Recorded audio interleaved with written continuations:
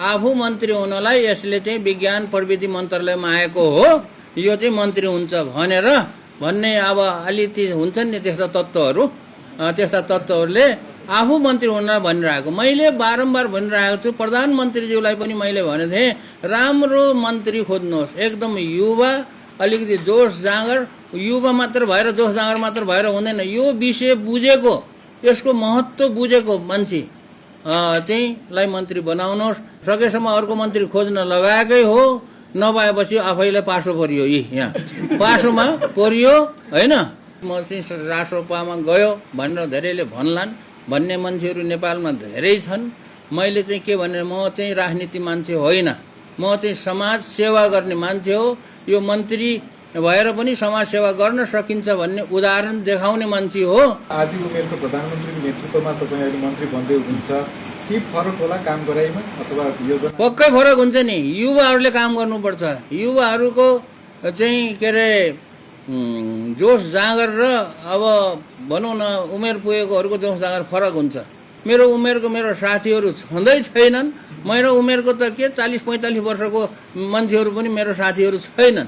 म चाहिँ त्यो 40 कटेको मान्छेहरूसँग मिल्दैन। कसैलाई पनि राजनीतिक हिसाबले चाहिँ कुनै किसिमको पूर्वाग्रह राख्ने के गर्ने चाहिँ मबाट चाहिँ हुँदैन। तपाईँ रासोपाको अफिसियल सांसद भएर भन्न पाइन्छ? पाइँदैन। त्यो चाहिँ पटक्कै म कोही पार्टीमा लाग्ने मान्छे होइन।